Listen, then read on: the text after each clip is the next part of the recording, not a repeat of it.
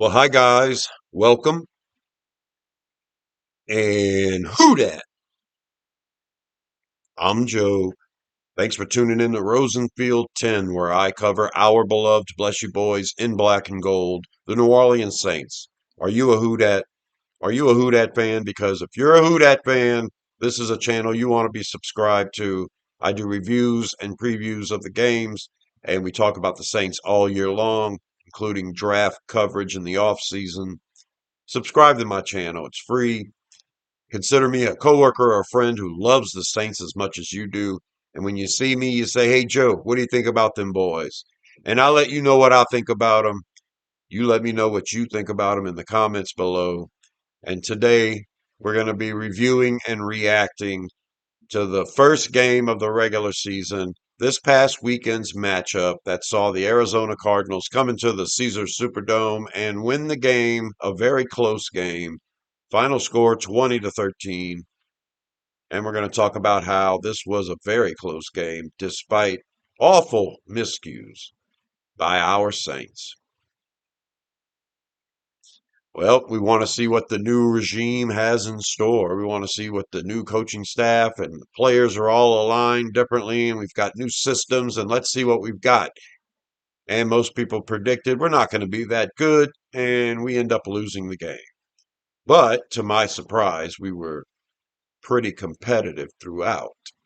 As a matter of fact, we had a chance to tie it at the end when we had committed so many awful miscues that we probably shouldn't have been in it to begin with. Now, most people say we shouldn't have been in it to begin with because we're talent deficient and there's no way we're going to succeed with a rookie coach and a young quarterback that hasn't proven to do much. So no one expects us to be very good, but that's wasn't the problem, in my opinion. The problem was we just looked like a team that was unorganized. And I think a lot of that has to do with, of course, coaching. And that's probably the biggest gripe I have about the entire game. I think overall, Kellen Moore needs to figure it all out right now. Not only as a head coach, but what's going to be the most successful path with this particular roster. It's a daunting task. But I think there's some things in there that I saw that lead me to believe that it's a little more disorganized than that. I don't know, but I have written the stats out. I usually do this for every game. My previews come so late, it's almost like moot. No, everyone wants to forget about the game. No one wants to remember it. And so to flush out all these numbers again after everyone's already done it seems pointless. So I might not do it all the time, especially if the Saints keep losing. But for at least week one, it's here, and I'm going to present it because it's what a YouTube channel should do when they're talking about the game.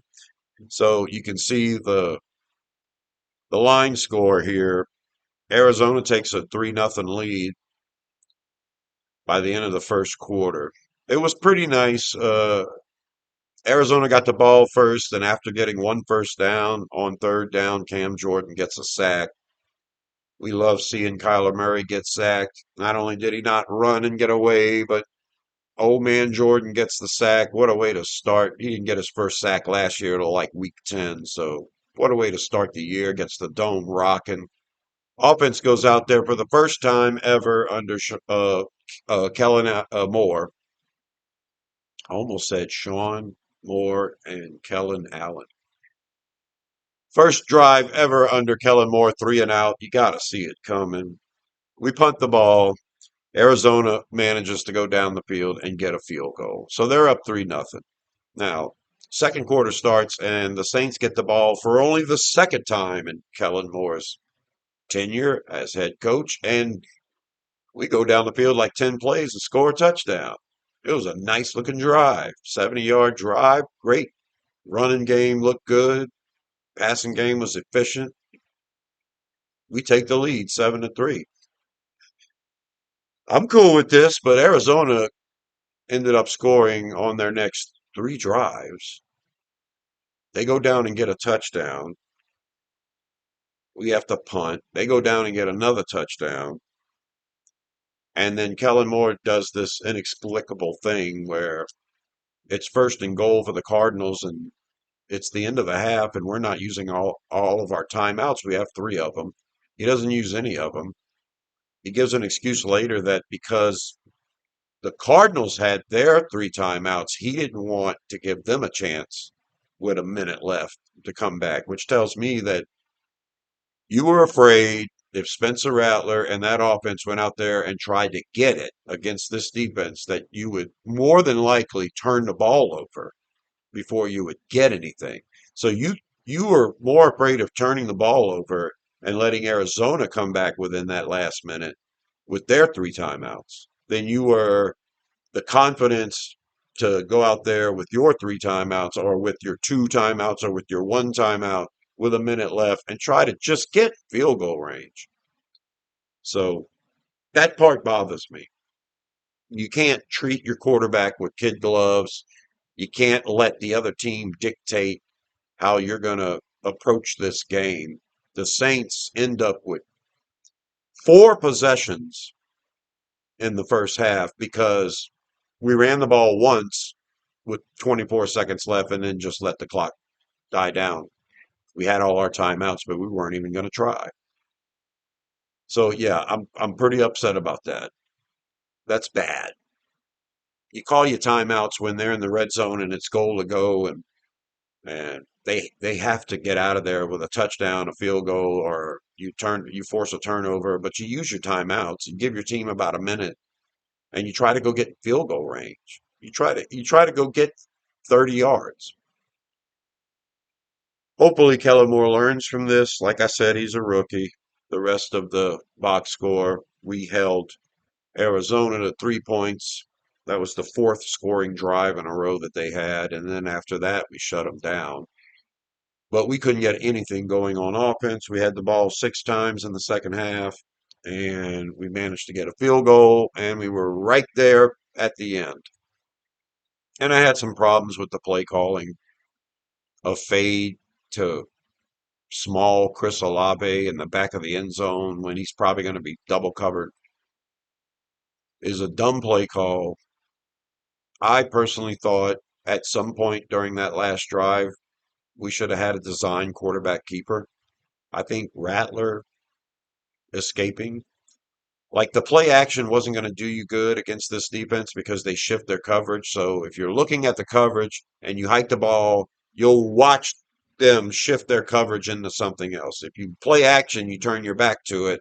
When you turn back around, you're looking at something totally different. And Rattler's not the greatest processor in the world. And you're giving him, you're wasting 2 seconds with the play action. Of course, if the running game's working, play action's going to work. So, but yeah, the running game wasn't working in the second half, so you gave up on it too quick. And that's the reason why we didn't run play action in this game. And that's, you know, why a play like what I have in my mind is play action bootleg. Spencer Rattler can get to the pylon. I'm sure he can. But you didn't run play action all day. The running game wasn't working. None of that's going to work. You should have had some sort of design quarterback keeper. It worked at the 2 point conversion in preseason. It worked with Tyler Shuck during the preseason. It has to be part of your playbook. It has to be. Both of your quarterbacks have the ability to run. And if you're going to treat them with kid gloves and pretend like they can't go and get it, what are you afraid Spencer Rattler's going to get hurt and then you have to put Shuck in? Is that it? Or is Rattler so incompetent that you're not going to call that kind of play? I'm going to dial it up as he's a brand new head coach and we have a brand new team.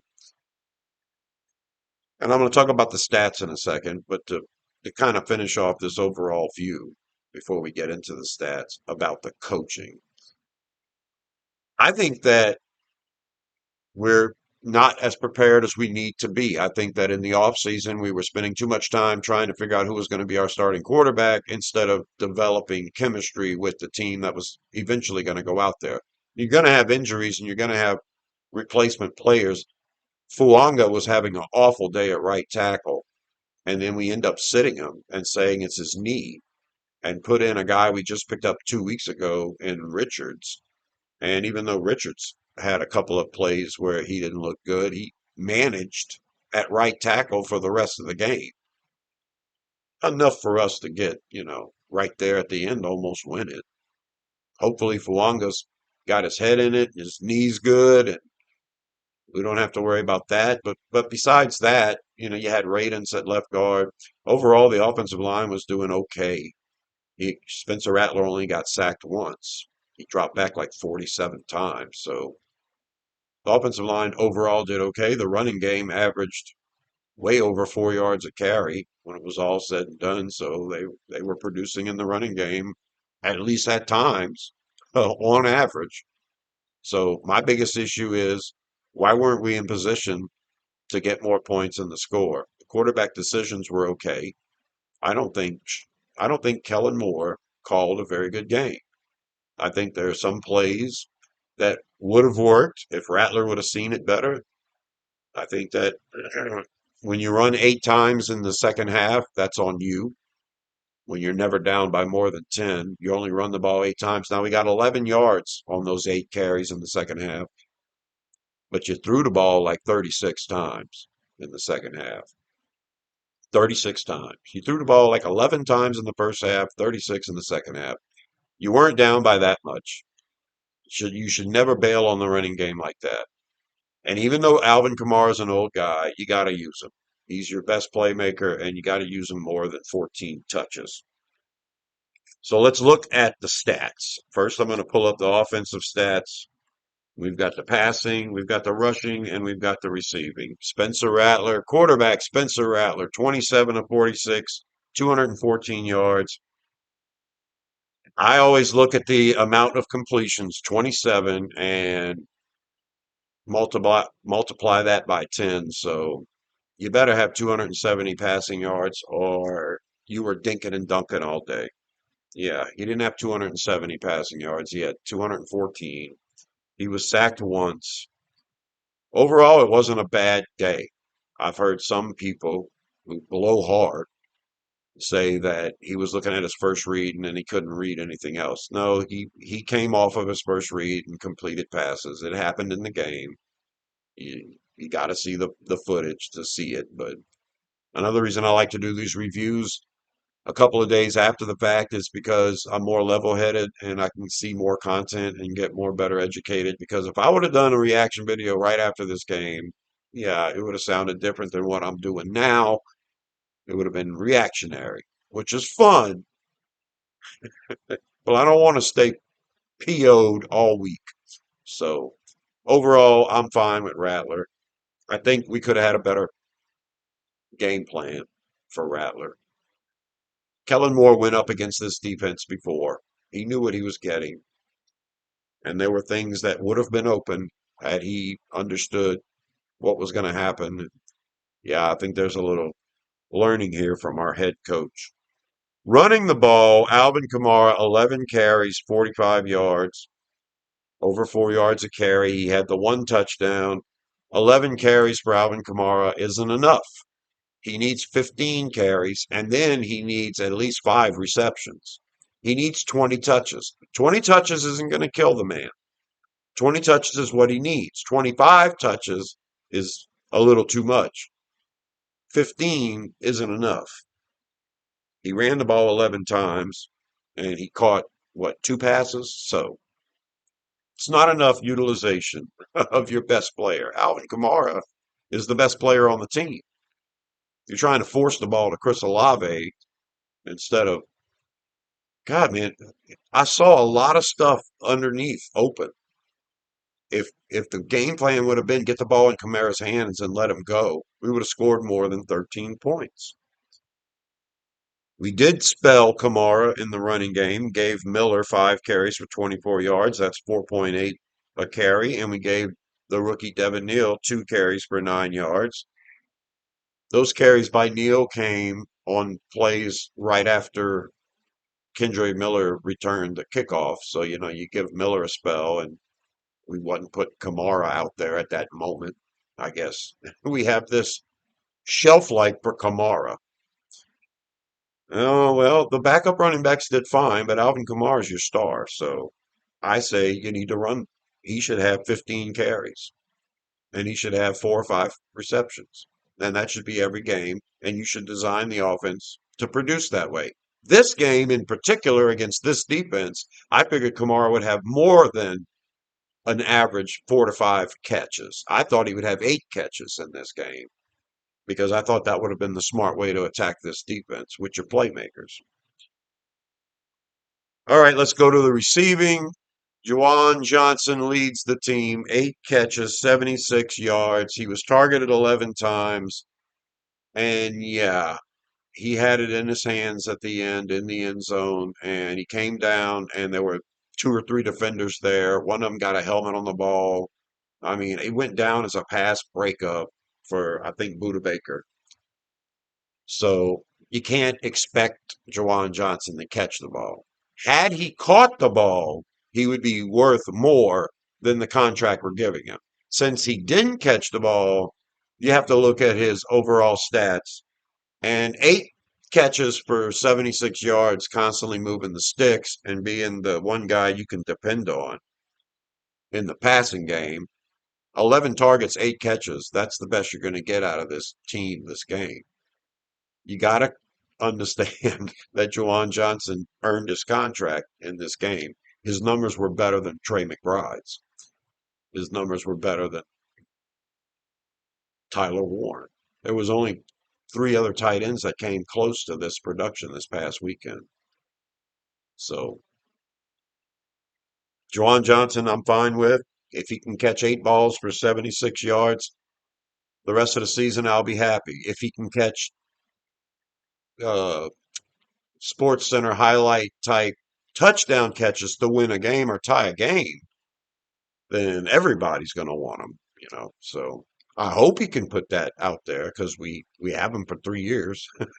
So I hope he can come down with that catch more often than not. A catch that had like a 17% chance of completion. So, less than 2 out of every 10 tight ends would have ever came up with a catch. But Jawan Johnson has ability, and part of us, we want to see it. We want to see him come down with that catch. We want to see him be the NFC Offensive Player of the game when he comes down with that catch and has the best catch of the weekend and at the most critical time. And yeah, NFC Offensive Player of the week and everything else. Yeah, be in contention for that. He's close. It's frustrating because he's been close his whole damn career. And at 231 pounds, he's not going to be a great run blocker. So, all right, the rest of the receiving. Chris Olave, 7 catches, 54 yards. Chris Olave was targeted 13 times. When you target someone 13 times and they only catch 7 of them, that's a problem to me. He should have had at least 9 catches, 10, when he's targeted that much. But it's impossible. It's not that the quarterback didn't put it on him. It's that he's just a small guy and he's not going to make contested catches. And neither is Rashid Shaheed. Rashid was targeted 9 times. He caught 6 of them. He had a decent catch. 6 catches is a lot for Rashid, but for 33 yards, when last year he averaged, what, 17 yards a catch or whatever it was. Yeah, the Dinkin and Duncan. So Rashid Shaheed is proving that he's got the short routes down and he can be effective in those areas. And you're not going to take the top off of this defense. So I almost cursed. Brandon Cooks had 3 catches on 4 targets for 26 yards. I expected that from Brandon Cooks. That's what I expect from him every game. 2 to 3 catches, 20 to 30 yards. Be lucky if he ever gets a touchdown. He might get 2 for the year. That's what I'm predicting. Devon Vele had 2 targets. He caught one for 13 yards, and I'm excited when Vele's able to get more into this playbook and get more involved because we're missing size on this team. The reason why these attempts to completions is so off is because you don't have the wide receivers making the contested catches necessary. Even the guy with size and Jawan Johnson's dropping contested catches. So yeah, yeah, we have small wide receivers. We're not getting deep. We need to get the ball in their hands and they need to make a play. There wasn't enough run after catch. There wasn't enough design plays where the player caught the ball and actually had space.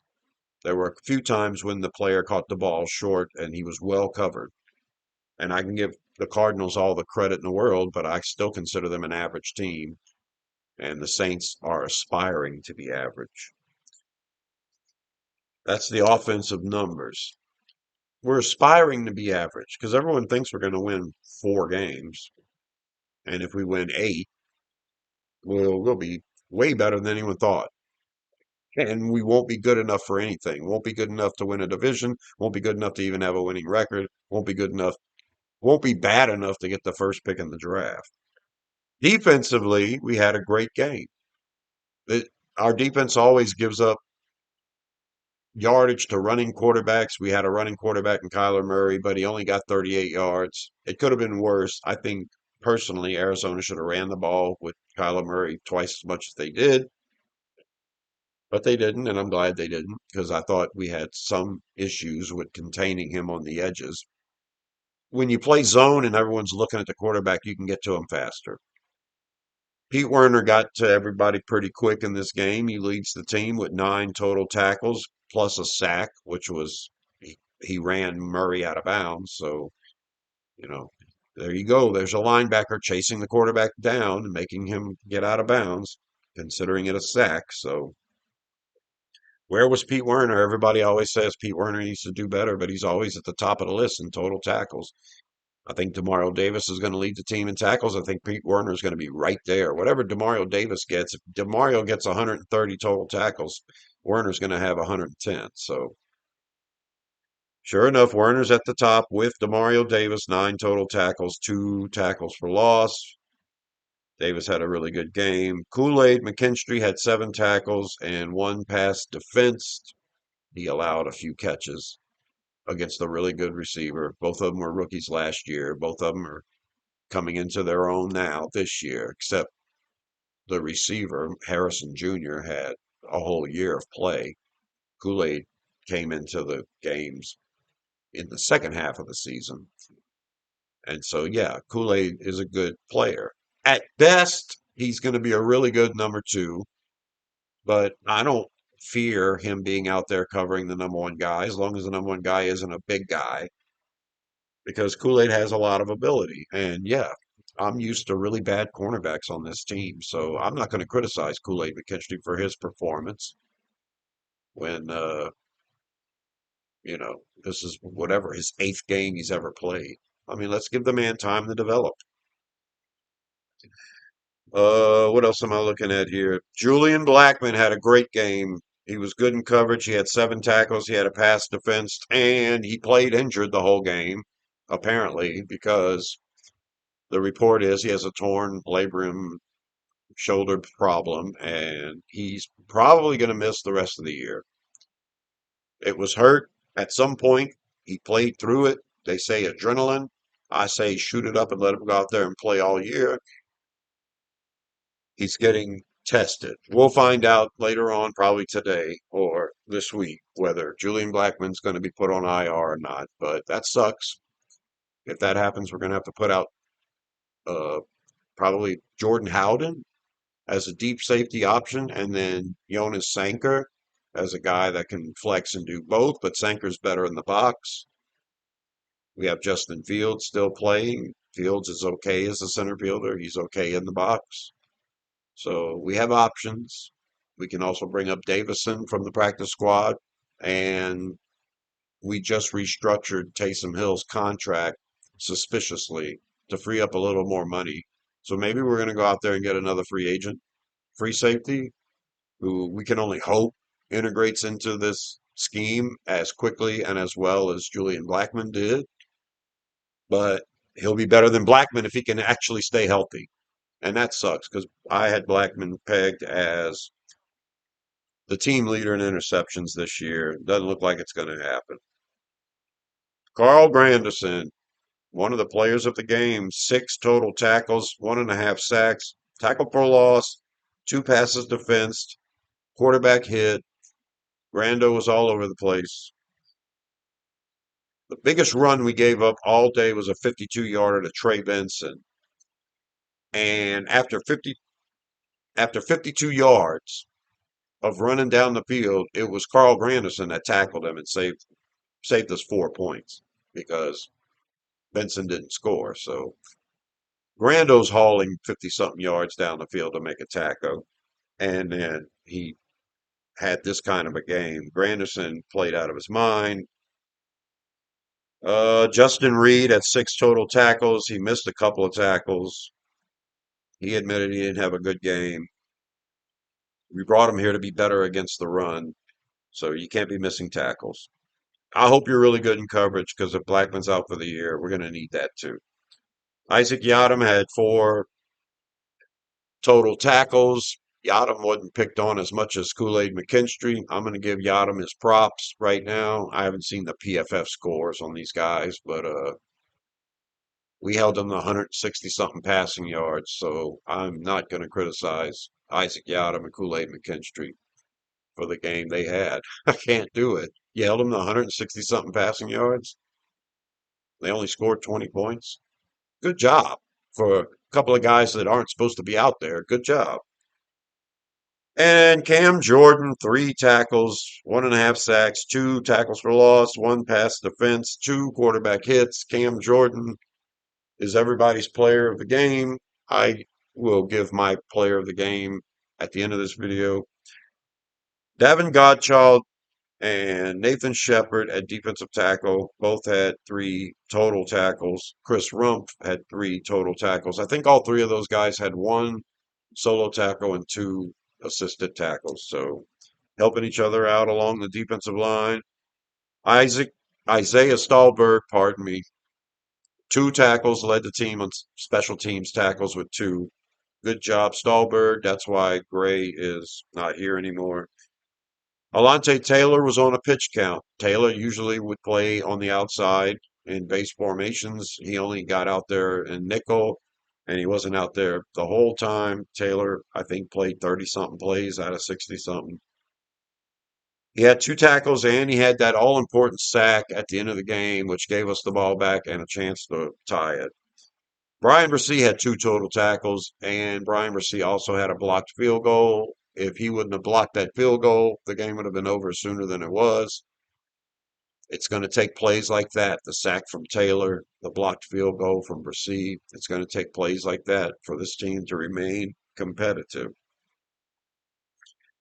But what's going to make the Saints remain competitive even more is don't commit 13 penalties for 89 yards or whatever it was. 13 penalties, and there were 3 more that weren't accepted, so 16 penalties. But 13 accepted penalties. 7 of them were procedural before the snap BS. That's because you were spending more time trying to figure out who was going to be your starting quarterback and not enough time getting down the details. Well, now that you've picked a starting quarterback, you need to start focusing in on these details. Lining up incorrectly for the tush push was dumb. Should never happen. They act like Philadelphia does it all the time. Now we're going to see a change. I didn't see Philadelphia get called for it this week. No. False starts, offsides. None of that should ever happen. I don't care if it was Richards doing it every time. It shouldn't happen. Why are you on the football team? There's other players that can be on this team that won't do that. And yeah, good players were doing it too, holding, pass interference, whatever. I don't mind the aggressive penalties. I mind the pre-snap. You get rid of 7 penalties out of 13, and maybe you're closer to winning this game. Get rid of the 13 penalties. They had 8 in the first half, so and what that means 6 in the second half. It's just too much. The biggest issue I had with the game besides coaching. Well, I mentioned 3 things breaking down the season that were my biggest concerns. The penalties coming out of preseason. Penalties, and that showed up. The lack of touchdowns in preseason, and that showed up today. and the lack of a running game. And that showed up today, except it wasn't for the reasons I thought. I was afraid the running game wouldn't work because we didn't have the offensive line to do it. But the running game didn't work because we didn't stay committed enough to it. And so that's a problem. I'm good with the defense except for the tackling, and you can't really practice that, I guess. But we did have tackles. We made tackles. We held them to 20 points. And like I said, we contained the quarterback pretty good, even though that's our Achilles heel. And even though the tight end had 6 catches for 60 yards, he didn't score a touchdown. He didn't take over the game. And they only scored 20 points. So overall, our Achilles heel of running quarterbacks and tight ends got us, but didn't get us as much as I expected it to. So the other thing I'll talk about is Blake Groupie. He missed a kick. He was rushed. Another problem with the coaching. At the time, they were frustrated. They were thinking about possibly going for it. Then they rushed a field goal team out there because the play clock's constantly ticking. And then the field goal team's got to go out there and hurry up and line up, make a kick. And he rushed the kick and he missed it. He barely missed it. It was a straight kick. It just wasn't between the goalposts. So Groupie said later on that if he could do it again, he would probably just take the delay of game and kick it from 43 yards instead of 38 because it's the same kick to him and he wouldn't be rushing the kick. We could have used a timeout. If you were going to debate whether you were going to go for it on fourth down or not, you could have used a timeout. So I blame the coaching for that. I'm not, I haven't lost faith in Blake Groupie. And since he missed that kick, we weren't as close as we could have been. Would have put us at 16 points is where I thought the Saints would be. And if we were good enough, we could have won it by 19 points with 19 points. And yeah, that if he wouldn't have missed that kick, if we would have taken the opportunity to have that last drive in the first half and managed a field goal out of that, yeah, we could have been going down the field at the end of the game to win the game with a field goal. But that's not what happened. I'm impressed that our quarterback was only sacked one time. He was under duress a lot, and I think Rattler showed he's a better quarterback, better than what I saw last year. He was efficient with the ball. He didn't take as long determining where to go with it. He didn't have a lot of turnover worthy throws. He had a lot of really good throws that weren't completed. And I think overall he managed everything fine. He got out of there. He ended up, did he rush for any yards? I don't think he rushed for any yards. Did I mention Rattler in the rushing category? No. Oh, yeah, he had 4 carries for 29 yards, 7.3. So he ran the ball fine. Overall, Rattler was fine. No, he's not the franchise quarterback. He never was going to be. But he was good enough out there where we almost won. Yeah, he's 0-7 now.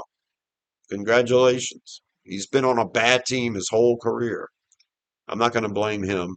I think Kellen Moore can design something better for Spencer Rattler to be successful. I think running the ball on that last drive with a quarterback keeper in the red zone would have worked. So he only got sacked once. We sacked Kyler Murray 5 times, and we don't get 5 sacks in a game ever. We start a season with 5 sacks. Great. We're on pace for a hell of a lot of sacks this year.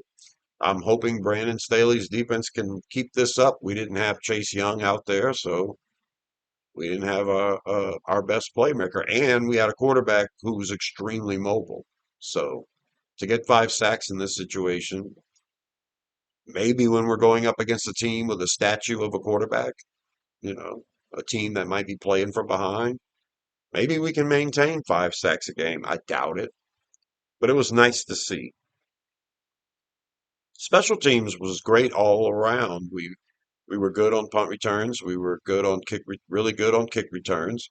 We were good on kick coverage.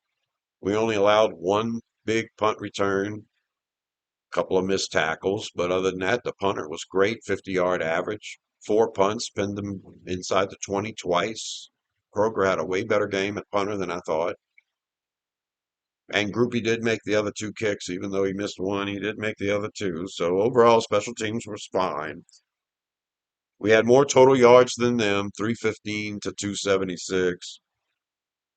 We only ran the ball for 107 yards, but it was a 4.9 average. So, like I say, we didn't run the ball enough. We should have ran the ball at least six more times, at least. They ran the ball for 146. 52 of it was one carry. Still counts. But overall, I think we were good against the run. Yeah, it counts. The 52-yard run counts, which means that watching the game, we know that we held them to under 100 yards rushing if it weren't for that one big run. So we know that. We know we did a good job against the run, except for that one play. Yeah, it all counts. They had more in time of possession than we did by 7 minutes, like 33 minutes to 26 minutes.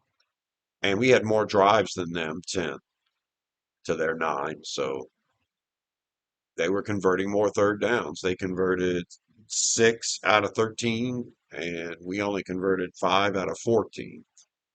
So they were almost 50%, and we were a little better than dog crap. Penalties was awful. We had 13 for 89. They had 9 for 54. So they had a lot of penalties too. We get rid of half of those penalties, and yeah, we can win this game. And then that's all I have. Overall, the issues I had was mostly with this team being unprepared. And it's got to be because Kellen Moore's got a whole system designed for Tyler Shuck, and he's trying to make it work with Spencer Rattler. Because if he had a playbook designed for Spencer Rattler, we would have seen a couple of more quarterback carries. We would have seen some more quick one route reads. Against the defense you've gone up against enough to know where that would have been. If you would have had a better design for Spencer Rattler, then Kellen Moore's offense would have featured Alvin Kamara in space, not Chris Olave on a bubble screen. You're just begging to get killed. Alvin Kamara on an option route. They haven't worked on it enough. They need to work on it. You don't quit having quarterback battles. Quit having days off. Quit having short practices and start working on this stuff. Getting Alvin Kamara involved in the damn game because 14 touches ain't going to cut it. He needs 20 touches a game. That's what he needs at his age. That's what he needs. You telling me he can't manage more than 14 touches or you couldn't figure out a way to get him involved? Horse dung. Okay.